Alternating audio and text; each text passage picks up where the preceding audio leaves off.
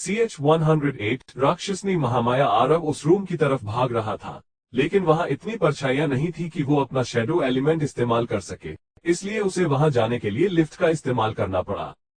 उस रूम का दरवाजा एक स्ट्रेट बाल वाली लड़की ने खोला। आरव को देखते ही उसके चेहरे पर एक मुस्कान आ गई।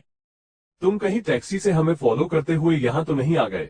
उस लड़की ने आरव को चिढ़ाते हुए पूछा। कौन आया है? सन्या, सन्या, देखो तुम्हारा क्रश तुम्हारे लिए यहाँ तक आ गया, इस चटकीले कपड़े पहने वाली लड़की ने अपनी दोस्त को बुलाते हुए कहा। आरव जो बाहर खड़ा हुआ था, अब फ्लैट के अंदर देखने लगा, लेकिन वहां कुछ भी पेचीदा नहीं था। सब कुछ एकदम ठीक ही नजर आ रहा था। हमने कोई गलती कर दी है क्या? उस औरत का टारगेट कहीं और तो नहीं है? आरव ने मन ही मन सोचा। डिस्टर्ब करने के लिए सॉरी, मुझे कुछ और काम है। आरव के पास वहां टाइम वेस्ट करने का वक्त नहीं था, इसलिए वो वहां से जाने लगा। जैसे ही आरव वहां से जाने वाला था, वहां एक लड़की के जोर से चीखने की आवाज आई। ऐसा लगा जैसे वो लड़की किसी चीज से जोर से टकराई हो। किसी ने उसे बेडरूम से उठाकर बाहर हॉल में फेंक दिया था। ये वही चटकीले कपड़े पहने वाली लड़की थी जो अब बेहोश हो गई थी और उसके सिर से खून भी बहने लगा था। बाप रे बाप, ये क्या हुआ और इसके सिर से खून? आरव के साथ खड़ी हुई स्ट्रेट बाल वाली लड़की ने जोर से चिल्लाया और उसकी तरफ भागी। रुको रुको, तुम्हारा एलिमेंट क्या है? आरव ने उसे रोकते हुए पूछा। लाइट, लाइट में उस लड़की ने डर के मारे कांपते हुए जवाब दिया। जल्दी मेरे पीछे आओ, आरव ने उस कमरे में जाते हुए कहा। उसने बेहोश लड़की पर ध्यान नहीं दिया क्योंकि उसे पता था कि वो एक मैजिशियन है और वो उस हमले को आसानी से झेल सकती है, जैसे एक आम आदमी की जान भी जा सकती थी। जब वो अंदर उस रूम में पहुंचा तो वहां का सीन देखकर उसके रोंगटे खड़े हो गए। जो छोटे बालों वाली लड़की टैक्सी में उससे बात करने की कोशिश कर रही थी, वो सीलिंग से लटकी हुई थी और उसकी दोनों कलाइयां किसी नुकीली चीज से कटी हुई थी, जिनसे लगातार खून बह रहा था। ठीक उसके नीचे एक राक्षसी खड़ी हुई थी जिसकी खाल एक सांप के जैसी थी, लेकिन उसका शरीर एक इंसान के जैसा था। उसका मुंह इंसानों के मुंह से कहीं ज्यादा खुला हुआ था और उसकी जीभ बहुत लंबी थी जो उस लड़की के खून गिरने का इंतजार कर रही थी। आरव को याद आ रहा था कि उसने मैजिकल बीस्ट की किताब में ऐसे ही एक मॉन्स्टर के बारे में पढ़ा था और उसका नाम महामाया था। उसके शरीर पर इंसानी खाल नहीं बल्कि सांप जैसी खाल थी और उसके चेहरे को ध्यान से देखने पर आरव पहचान गया था कि ये वही औरत थी जो सुबह हीरो हंटिंग एजेंसी में आई थी। वो अब एकदम अलग दिख रही थी। एक निराश, हताश, लाचार औरत से वो अब एक डरावनी और खतरनाक राक्षसी में बदल गई थी। जब आरव ने मैजिकल बीस्ट की बुक्स में ऐसे मॉन्स्टर के बारे में पढ़ा था तो उसे भरोसा ही नहीं हो रहा था कि ऐसा भी कोई मॉन्स्टर हो सकता है, लेकिन अब ये महामाया नाम की राक्षसी उसकी आंखों के ठीक सामने थी। ये कौन सा मॉन्स्टर है? उस लंबे बाल वाली लड़की ने जोर से चिल्लाया। उसके चेहरे का रंग उड़ गया था। महामाया, तुम्हारी हिम्मत कैसे हुई? इन सब की सुरक्षा आज मेरे जिम्मे है, तुम इन्हें नुकसान नहीं पहुंचा पाओगी, आरव ने मन ही मन सोचा। वो महामाया बहुत ही डरावनी थी।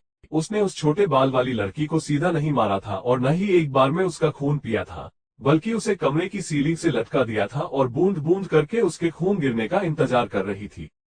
आरव सोच भी नहीं पा रहा था कि उस लड़की को कितना दर्द हो रहा था और वो तो अभी बेहोश भी नहीं हुई थी। अब मैं तुम्हें नहीं छोड़ूंगा। अरे, ये तो भाग रही है। जैसे ही आरव उस राक्षसी पर हमला करने वाला था, वो खिड़की से बाहर कूद गई। ये इस बिल्डिंग का तीसरा फ्लोर था और वो बिना सोचे समझे यहाँ से कूद गई थी। आरव जैसे ही खिड़की की तरफ भागा, वैसे ही उसने देखा कि इस राक्षसी के पंजे बहुत नुकीले और बहुत मजबूत थे और वो उनकी मदद से दीवारों पर भी चल पा रही थी। इस बिल्डिंग और इसके सामने वाली बिल्डिंग में ज्यादा दूरी नहीं थी और वो राक्षसी महामाया इन दो दीवारों पर कूद रही थी और इस सब में उसने थोड़ी सी भी आवाज नहीं की। इससे साफ समझ में आ गया था कि वो राक्षसी महामाया इसी रास्ते से छोटे बाल वाली लड़की के कमरे में आई थी। जल्दी अपने दोस्त को यूनिवर्सिटी की फर्स्ट एड रूम में लेकर जाओ, आरव ने उस लंबे बालों वाली लड़की से कहा और तुरंत उसी खिड़की से बाहर कूद गया। जैसे ही आरव बिल्डिंग के 13वें फ्लोर पर पहुंचा तो उसकी परछाई इस बिल्डिंग की परछाई में मिल गई और अब वो यहीं से खड़े होकर उस राक्षसी महामाया को ध्यान से देख पा रहा था जो सामने वाली बिल्डिंग पर कूद गई थी। शिट यार, इस जगह तो बहुत लाइट है, मैं शेडो एलिमेंट का इस्तेमाल कैसे करूं? आरव ने गुस्से में कहा। आरव को अपनी शेडो स्पेल का इस्तेमाल करने के लिए परछाइयों की जरूरत पड़ती थी, लेकिन इन दो बिल्डिंगों के बीच में न तो लाइट थी और न ही परछाइयां, इसलिए आरव के लिए अपनी शेडो स्पेल इस्तेमाल करने का कोई रास्ता नहीं था। अरेंद्र, एक परेशानी हो गई है, जल्दी यहाँ वापस आओ। तभी अचानक छुटकी की आवाज आए। क्या हुआ? आरव ने पूछा। उस औरत का हस्बैंड भी एक मॉन्स्टर में बदल रहा है, छुटकी ने कहा। शिट, इसका मतलब दोनों ही मॉन्स्टर हैं। वो बच्चा कहाँ है? आरव ने कहा। इसलिए तो मैं तुम्हें यहाँ पर वापस बुला रही हूँ, चुटकी ने जवाब दिया। आरव बुरी तरह शॉक हो गया था। उस औरत का हस्बैंड उस बच्चे का शिकार करने वाला था। हे भगवान, इस आदमी ने खुद ही हंटिंग एजेंसी को अपने बच्चे की सुरक्षा का मिशन दिया था और अब खुद ही आधी रात में उस पर हमला कर रहा है। आरव ने मन ही मन कहा। तुम पहले उस बच्चे को बचाओ और अपना मिशन पूरा करो, उसके बाद हम उस मॉन्स्टर लेडी से निपटेंगे, चुटकी ने आरव से कहा। आरव अब उस राक्षसी महामाया के पीछे नहीं भाग रहा था, क्योंकि उसे पता चल गया था कि उसका पति भी उसी की तरह एक राक्षस में बदल रहा था और उस बच्चे की जान को उससे खतरा था। जैसे ही आरव उनके घर के दरवाजे तक पहुंचा, उसे उस बच्चे के रोने की आवाज सुनाई दी। उसे समझ में नहीं आ रहा था कि आखिर ऐसा क्या हुआ था जिससे वो बच्चा इतनी जोर जोर से रो रहा था। उस घर के अंदर से एक आदमी की डरावनी और बहुत ही अजीब आवाजें आ रही थी। ये आवाज किसी इंसान की नहीं लग रही थी, बल्कि ये आवाज किसी राक्षस की थी। रोना रोना रोना, तुम्हें सिर्फ रोना ही आता है, इसके अलावा तुम कुछ करते ही नहीं। तुम जानते हो न कि मुझे तुम्हारा रोना बिल्कुल पसंद नहीं है। वैसे अब मुझे तुम्हारा रोना सुनने की जरूरत नहीं है। उस आदमी की आवाज इंसान की तरह नहीं लग रही थी, वो किसी दैत्य की तरह बोल रहा था। उसकी आवाज बेहद मोटी थी, मानो उसके गले में कुछ अटक गया हो। जल्दी, वो आदमी अभी पूरी तरह उस राक्षस में नहीं बदला है। अगर वो एक बार राक्षस में बदल गया तो उस बच्चे की जान बचाना मुश्किल हो जाएगा, चुटकी ने कहा। हाँ, तुम परेशान मत हो, मैं उस बच्चे को मरने नहीं दूंगा, आरव ने कहा। हाइडिंग शैडो, आरव जो दरवाजे पर खड़ा था, देखते ही देखते गायब हो गया। देखने से लग रहा था जैसे वो किसी गहरे पानी में चला गया हो और एक काली परछाई में बदल गया हो। तभी ये परछाई दरवाजे से अंदर जाने लगी। आरव अब घर के अंदर पहुंच गया था और उस औरत का पति बेहद डरावना लग रहा था। वो अपनी इंसानी खाल निकालने के बीच में था। जब वो अपनी इंसानी खाल निकाल रहा था तो उसके अंदर एक सांप जैसी खाल दिखने लगी थी, जो बेहद गंदी लग रही थी। उसने कुछ ही पल में अपनी आधी इंसानी खाल निकाल दी थी। जब आरव ने उस पर ध्यान दिया तो वो आदमी धीरे धीरे ये इंसानी खाल निकाल रहा था। ऐसा लग रहा था जैसे वो फिर से जन्म ले रहा हो। अब आरव ने अच्छे से इस आदमी को एक राक्षस में बदलते हुए देख लिया था। अगर उसकी जगह कोई आम इंसान होता तो डर के मारे बेहोश हो जाता, लेकिन आरव ऐसा नहीं था। पहली बात तो वो एक मैजिशियन था और दूसरी ये कि उसने पहले भी ऐसे कई डरावनी चीजें देखी थी।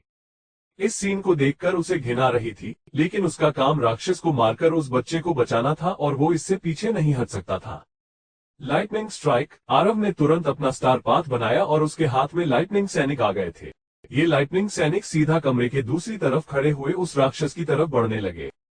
उस राक्षस की चमड़ी बहुत मोटी थी और इसलिए आरव की लाइटनिंग स्ट्राइक का उस पर कोई खास असर नहीं हुआ। आरव ये देखकर शॉक हो गया था कि उसके लाइटनिंग स्ट्राइक के हमले से वो राक्षस पैरालाइज नहीं हुआ था।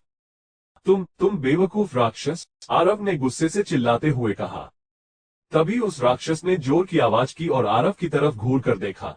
उसने अपनी बाकी इंसानी खाल भी छोड़ दी। उसकी 3 आंखें आरव की तरफ घूर रही थी। उसने अपना हाथ उठाया और उसका इंसान जैसा दिखने वाला हाथ अचानक लंबा होकर आरव की तरफ बढ़ने लगा। उसका हाथ एक इंसानी हाथ से 3 गुना मोटा हो गया था।